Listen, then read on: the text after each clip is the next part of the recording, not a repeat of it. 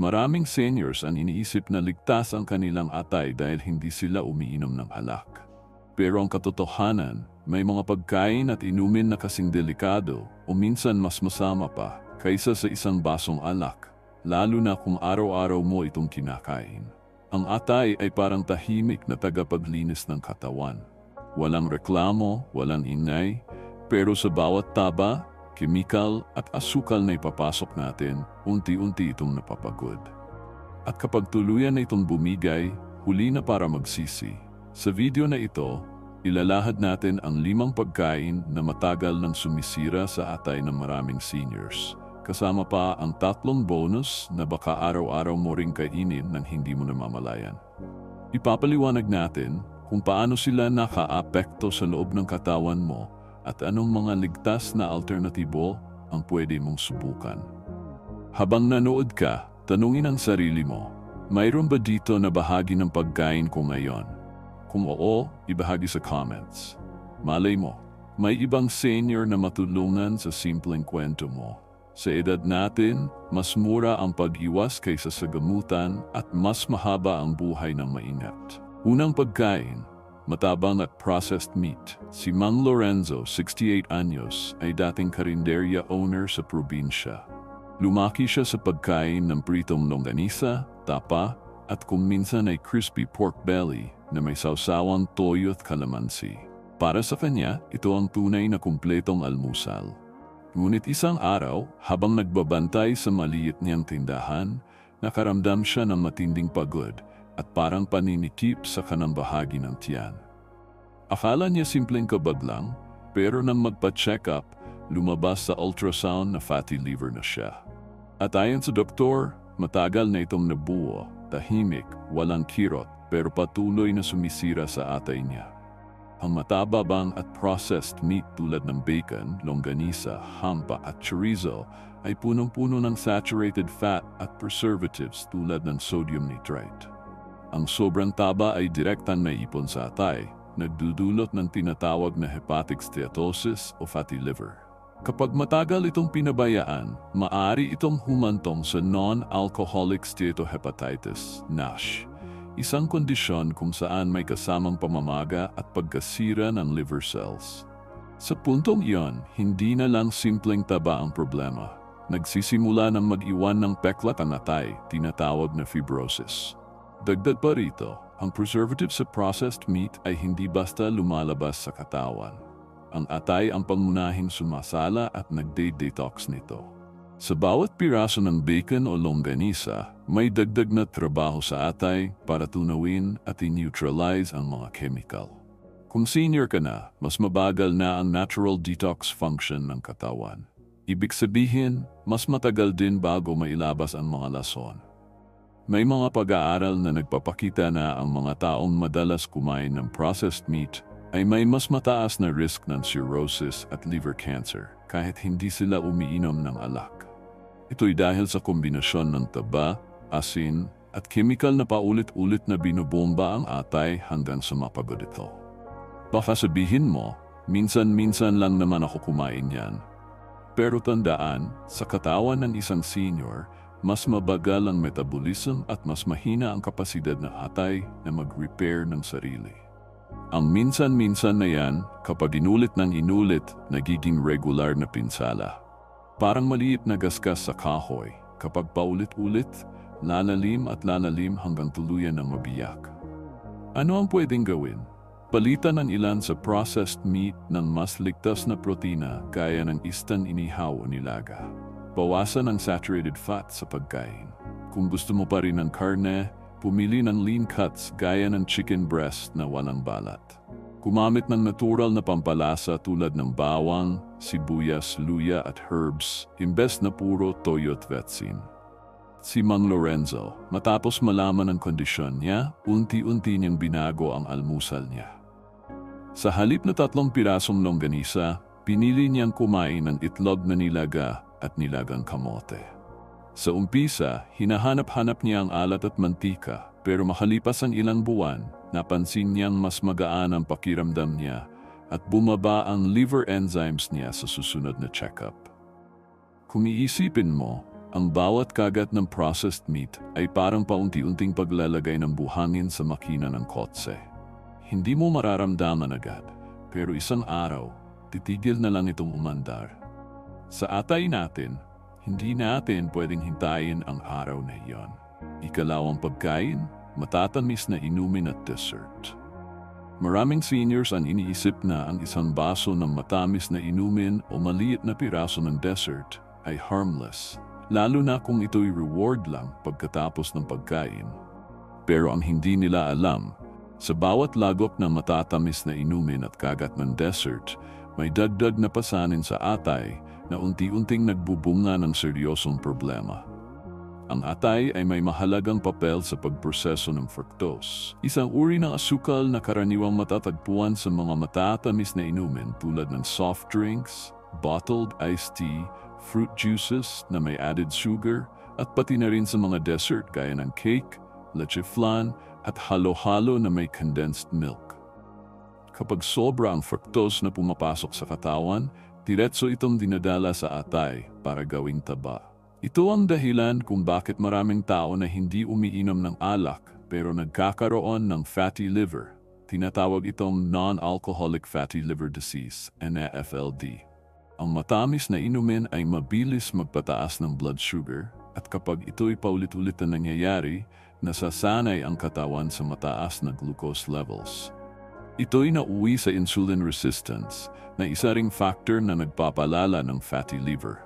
Samantala, ang dessert na puno ng refined sugar at trans fat mula sa margarine at shortening ay hindi lang nagpataas ng timbang, kundi pati na rin ng triglycerides sa dugo.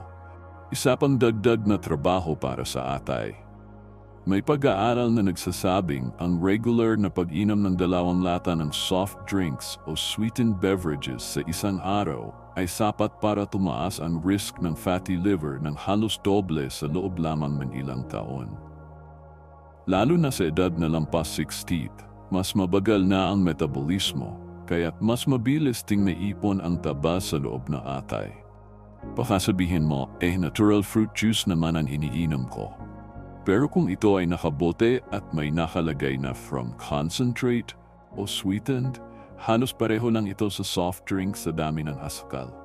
Kahit pa fresh fruit juice, kapag sobra ang dami at araw-araw iniinom, mabigat pa rin sa atay dahil mataas sa fructose content.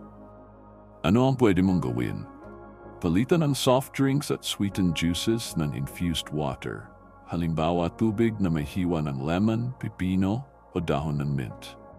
Kung gusto ng matamis, pumili ng prutas na may mababang glycemic index tulad ng papaya o mansanas at kainin ito bilang dessert. Iwasan ang pagbili ng dessert na may margarine at shortening. Mas mainam ang mga gawa sa bahay gamit ang coconut oil o olive oil sa tamang dami. Kapag binawasan mo ang matatamis na inumin at dessert, mababawasan hindi lang ang taba sa atay, kundi pati na rin ang risk ng diabetes at mataas na cholesterol. Tandaan, hindi lahat na nakakapinsala sa atay ay maalat o mamantika. Minsan, ito'y nasa matamis na iniinom at kinakain natin araw-araw. Ikatlong pagkain, instant noodles at mataas sa sodium na pagkain. Kung may isang pagkain na halos lahat ng henerasyon ay nakakakilala, ito'y ang instant noodles. Murang-mura, madaling lutuin at masarap sa panlasa. Pero para sa atay, lalo na sa edad na lampas 60, isa itong mabigat na pasanin na hindi mo ramdam agad. Ang instant noodles ay puno ng sodium, saturated fat, at artificial flavorings. Ang sobrang sodium ay hindi lang nagpapataas ng blood pressure. Pinipilit din nitong magtrabaho ng doble ang atay sa pag-regulate ng fluid balance at sa pag-neutralize ng mga chemical na kasama nito. Tandaan, ang atay ay bahagi ng detox system ng katawan. Anumang artificial additives, preservatives, at coloring sa pagkain ay dumadaan muna dito para masala. Kapag araw-araw mo itong kinakain, para mo na ring binibigyan na walang tigil na overtime ang atay mo. Hindi lang noodles ang problema. Kasama rin dito ang mga dilatang pagkain tulad ng corned beef, sardinas at luncheon meat. puno ang mga ito ng sodium at nitrates na kilalang hepatotoxic kapag sobra. Ibig sabihin, may potensyal na makasira ng liver cells. May mga pag-aaral na nagpapakita na ang mga taong regular na kumakain ng processed at high-sodium foods ay mas mataas ang posibilidad na magkaroon ng liver fibrosis kahit hindi sila umiinom ng alak. Ang fibrosis ay parang peklat sa atay na unti-unting nagpapabagal sa trabaho nito. Baka sabihin mo, minsan lang naman ako kumain yan. Pero kung iyon ang madalas mong pangmadalian o emergency food sa bahay, unti-unti nitong pinalalapit ka sa panganib. Sa edad natin, mas mabilis na magparamdam ang epekto dahil mas mabagal na ang cell regeneration ng atay. Ano ang pwede mong gawin? Bawasan ang pagkain ng instant noodles sa isang beses o mas kaunti pa kada buwan. Pumili ng low-sodium na delata kung talagang kailangan. Maghanda ng mas ligtas na alternatibo gaya ng misua na may gulay at itlog o munggo soup na may malunggay.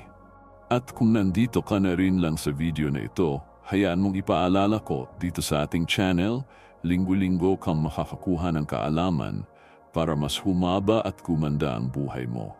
Kaya kung pakiramdam mo ay may natutunan ka at gusto mong makatulong sa iba, mag-subscribe ka na at i-share ang video na ito sa kapamilya at kaibigan mo. Malay mo, sa simpleng pag-share, may isang senior na makakaiwas sa sakit sa atay. Tandaan, hindi lahat ng mabilis at mura ay mabuti para sa katawan. Lalo na kung ang kapalit ay tahimik na pagkasira ng isang organ na hindi basta napapalitan. Ika-4 na pagkain, deep-fried foods at used cooking oil. Kung may amoy na agad nagpapagutom sa marami, iyon ay ang amoy ng bagong pritong pagkain. Crispy sa labas, malambot sa loob, pero sa atay mo, ibang kwento ang nangyayari. Ang deep-fried foods tulad ng pritong manok, lumpia, turon, at empanada ay hindi lang puno ng mantika. Kadalasan, ang ginagamit pang mantika ay paulit-ulit na. Kapag paulit-ulit na pinapainit ang cooking oil, nagkakaroon ito ng trans fats at free radicals. Mga kemikal na hindi natural sa katawan at kilalang nakakasira ng cells, kabilang na ang liver cells. Ang atay ang unang tumatanggap at sumasala sa mga lasong ito. Sa bawat subo ng pagkain na lutong sa reused oil, dinadagdagan mo ang oxidative stress sa atay na nagdudulot ng pamamaga at posibleng pagbuo ng peklat o fibrosis. Ang problema pa, maraming street food at karinderya ang gumagamit ng mantikang paulit-ulit na piniprito para makatipid. Sa paningin natin, basta masarap at malutong ay sapat na.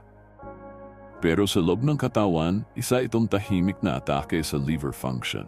May mga pag-aaral na nagsasabing ang regular na pagkain ng deep-fried foods ay nagpapataas ng panganib ng non-alcoholic fatty liver disease at liver cancer.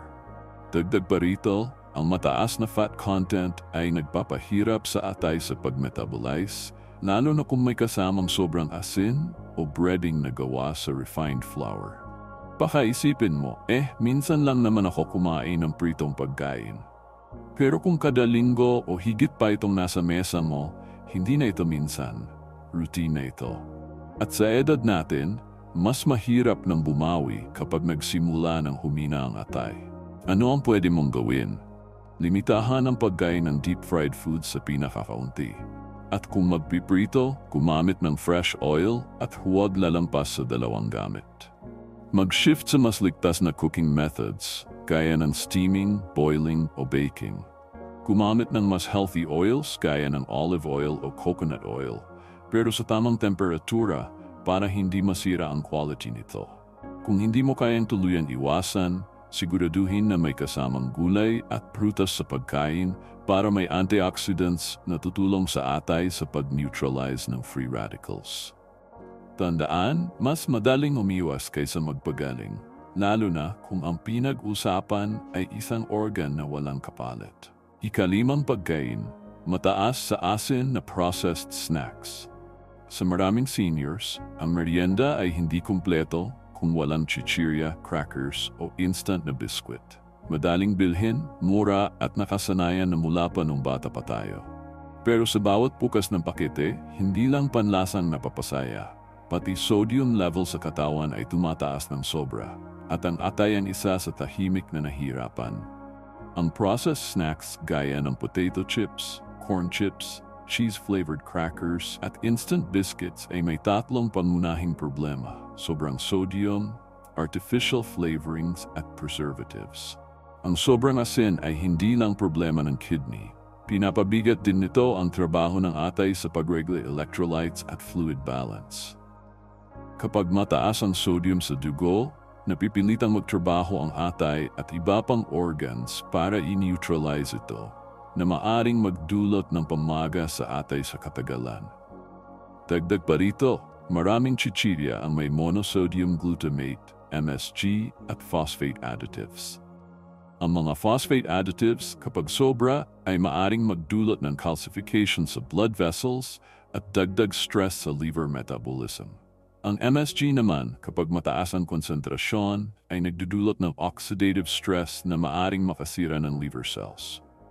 May mga pag-aaral na nagpapakita ng mga taong regular na kumakain ng high-sodium processed snacks ay mas mataas ang posibilidad na magkaroon ng metabolic syndrome, isang kondisyon na may kasamang fatty liver bilang isa sa mga sintomas. Baka sabihin mo, maliit lang naman ang isang pakete. Pero isipin mo kung araw-araw kang kumakain nito, hindi na maliit ang epekto. Sa edad natin, mas mabagal ng liver regeneration, kaya't mas mabilis ding naipon ang pinsala. Ano ang pwede mong gawin? Bawasan ang processed snacks sa isang beses kada linggo o mas kaunti pa. Pumili ng low-sodium o unsalted nuts bilang merienda. Maganda ng homemade snacks tulad ng baked sweet potato chips o roasted chickpeas na walang preservatives. Ang merienda ay pwedeng maging masustansya kung ikaw ang may kontrol sa sangkap. Tandaan, hindi masama ang paminsan ligaya sa pagkain. Pero kapag ang ligayang iyon ay kapalit ng kalusugan ng atay, kailangan na mag-isip bago bumukas ng pakete. Bonus 1. Mga canned fruits na may heavy syrup sa unang tingin, parang harmless at healthy ang canned fruits. Prutas naman, di ba? May mga label pa na rich in vitamin C o no cholesterol. Kaya maraming seniors ang iniisip na safe itong gawing panghimagas o ihalo sa salad. Pero kung ang prutas sa lata ay nakababad sa heavy syrup, iba na ang kwento sa loob ng katawan mo, lalo na sa atay.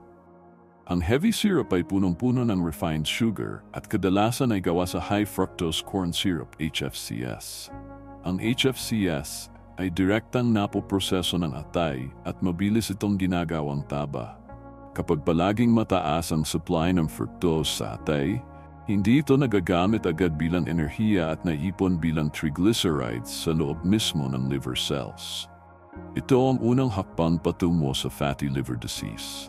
Dagdag pa rito, ang canned fruits ay kadalasan may preservatives para tumagal ang shelf life, tulad ng sodium benzoate o potassium sorbate. Ang mga kemikal na ito, kahit mababa ang dami kada serving, ay dumadaan pa rin sa atay para salain at in-neutralize. Kapag araw-araw o madalas mo itong kinakain, lumalaki ang cumulative load sa atay mo. May isang pag-aaral mula sa Journal of Hepatology na nagsasabing ang mga taong regular na kumakain ng processed fruits na may added sugar ay may mas mataas na ALT at AST levels, mga liver enzymes na tumataas kapag stressed ang atay. Ang epekto ay mas malala sa seniors dahil mas mabagal na ang liver regeneration capacity. Baka sabihin mo, prutas naman yan, hindi karne o soft drinks. O, prutas na. Pero ang pagkakaiba, wala na halos ang fiber dahil tinanggal sa proseso at napalitan ng sobrang tamis mula sa syrup. Sa halip na makatulong sa digestion at magbigay ng natural antioxidants, nagiging sugar bomb ito na tahimik na nagpapabigat sa atay. Ano ang pwedeng gawin? Pumili ng canned fruits na may label na in natural juice o no added sugar. Mas mababa ang risk dahil natural fruit juice lang ang pinagbaran, hindi syrup. Banlawan muna ang canned fruits sa malamig na tubig bago kainin para mabawasan ang asukal at preservatives. Mas mainam kung fresh fruits ang kakainin. Kung walang fresh, mas okay ang frozen fruits dahil wala itong added syrup at kadalasan ay wala ring preservatives. Kung talagang gustong gawing merienda ang canned fruits, piliin ang pinaka-practical at ligtas na paraan. Kontrolado ang dami at hindi araw-araw. Tandaan, ang atay ay hindi sumusuko sa isang subo lang. Pero kapag pinagsama-sama ang lahat ng konti lang na iyon sa loob ng buwan at taon, doon nagsisimula ang problema. Kung iisipin mo, prutas nga ang laman ng lata, pero ang totoong tanong ay, mas marami ba itong dalang sustansya o mas marami itong asukal at kemikal na babaybay sa atay mo? Sa edad natin, hindi na tayo pwedeng umasa sa okay lang yan minsan. Dahil ang minsan, kapag naulit, nagiging dahilan ng pangmatagalang pinsala. Bonus 2, street food na pritong may matamis na sausawan. Si Aling Marites, 66 anyos, ay kilalang suki sa isang maliit na kanto food stall malapit sa palengke. Halos araw-araw pagkatapos mamalengke, dumadaan siya para bumili ng paborito niyang banana Q at kamote Q. Minsan pa, kumukuha rin siya ng turon at kwek-kwek, tapos idinidip sa matamis na sausawan na parang caramelized syrup. Para kay Aling Marites, simpleng kasyahan lang ito, isang maliit na treat para gantimpalaan ang sarili pagkatapos maglakad at mamalengke. Pero hindi niya alam, sa bawat kagat ng prito at bawat lagok ng matamis na sauce, may mabigat na epekto sa atay niya. Isang araw, nakaramdam siya ng matinding pagod at pananakit sa bandang kanan ng tiyan. Akala niya simpleng kabag lang, pero nang magpa-check up, lumabas sa resulta ng ultrasound na may fatty liver na siya. At ayon sa doktor, malaki ang kinalaman dito ng mga pagkaing mataas sa asukal at mantika, katulad ng mga street food na madalas niyang kainin. Ano ba ang problema sa kombinasyong ito? Una, ang mga prito sa street food ay kadalasang lutong sa mantikang paulit-ulit ng ginagamit na puno ng trans fats at free radicals. Tulad ng nabanggit natin sa ibang bahagi ng video, ang mga chemical na ito ay tahimik na sumisira sa liver cells at nagpapabigat sa detox function ng atay. Ikalawa, ang matamis na sausawan ay karaniwang gawa sa refined sugar na pinakuluan hanggang maging syrup. Kapag sobra ang refined sugar sa katawan, lalo na ang fructose component nito, diretso itong dinadala ng atay para gawing taba. Ang problema, kapag palaging may sobrang supply ng fructose, hindi na ito agad nasusunog bilang enerhiya at naipon na lang sa liver cells bilang triglycerides. Ito ang nagiging sanhi ng non-alcoholic fatty liver disease. Dagdag pa, ang street food ay kadalasang walang eksaktong sukat sa sangkap. Ibig sabihin, hindi mo alam kung gaano karaming asukal, mantika o asin ang pumapasok sa katawan mo sa bawat kain. Sa seniors na mabagal na ang metabolism at may limitadong liver regeneration capacity, mas mabilis magparamdam ang pinsala. May mga pag-aaral na nagpapakita na ang kombinasyon ng deep-fried food at high sugar intake ay mas mabilis magdulot ng insulin resistance, na isa pang risk factor para sa fatty liver at iba pang metabolic diseases. Sa madaling salita, dalawang malalakas na kalaban ang pinagsama sa isang plato at ang atay ang pinakaunang sumusuko. Nang ipinaliwanag ng doktor kay Aling Marites ang sanhi ng kondisyon niya, napagtanto niyang hindi palamlit na bagay ang kanyang paboritong merienda. Unti-unti niyang binawasan ang pagkain nito. Mula araw-araw, naging 1 beses kada linggo. Hanggang sa ngayon, paminsan-minsan na lang. Pinalitan niya ng inihaw na saging na walang mantika o kaya ay fresh na prutas tulad ng papaya at pakwan. Ano ang pwedeng gawin para umiwas? Kung gusto mo na matamis, pumili ng prutas o homemade dessert na may kaunting honey o muscovado sugar sa halip na refined sugar. Kung bibili ng street food, piliin ang inihaw kaysa prito at iwasan ang dagdag na matamis na sauce. Magdala ng sariling merienda kapag lalabas para hindi mapilitang bumili ng kung ano ang available sa kanto. Ang simpleng pag-adjust na ito ay hindi lang nakakapagpababa ng risk ng fatty liver, kundi mas nakakatulong din sa pangkalahatang kalusugan. Tandaan, hindi masama ang mag-reward sa sarili. Pero kapag ang reward ay kapalit ng kalusugan ng atay, kailangan nating mag-isip bago sumubo. Bonus 3. Mga processed condiments at marinades. Sa bawat lutuin, lalo na kung gusto nating malasa agad, madalas tayong bumabaling sa mga ready-made na sausawan at marinades. Soy sauce mix, barbecue marinades, gravy packs, at iba pang instant seasoning. Para sa maraming seniors, ito ang shortcut para mapasarap ang ulam nang hindi na magtatatad o maghahalo ng maraming rekado. Pero sa atay, bawat kutsara nito ay dagdag na trabaho at posibleng pinsala. Bakit? Una, ang karamihan sa mga processed condiments at marinades ay sobrang taas sa sodium at sugar. Ang sodium ay nagpapataas ng fluid retention at blood pressure na nagpapahirap sa atay at sa buong circulatory system. Ang sobrang asukal naman, lalo na kung galing sa high fructose corn syrup, ay diretso sa atay ang proseso at kapag sobra, naipon bilang taba sa liver cells. Pangalawa, marami sa mga produktong ito ay may preservatives gaya ng sodium benzoate at potassium sorbate, pati artificial coloring at flavor enhancers tulad ng MSG. Ang lahat ng chemical na ito ay dumadaan muna sa atay para masala at ma-neutralize. Kung araw-araw mong ginagamit ang ganitong klaseng panimpla, iniipon mo rin ang load ng toxins na kailangan iproseso ng atay mo. May mga pag-aaral na nagpapakita na ang regular na paggamit ng processed condiments ay konektado sa mas mataas na liver enzyme levels, ALT at AST, na indikasyon ng liver stress. Lalo na sa seniors, mas mabagal ang pag-repair ng liver tissue, kaya mas mabilis na nagiging permanent damage ang paulit-ulit na exposure sa mga chemical na ito.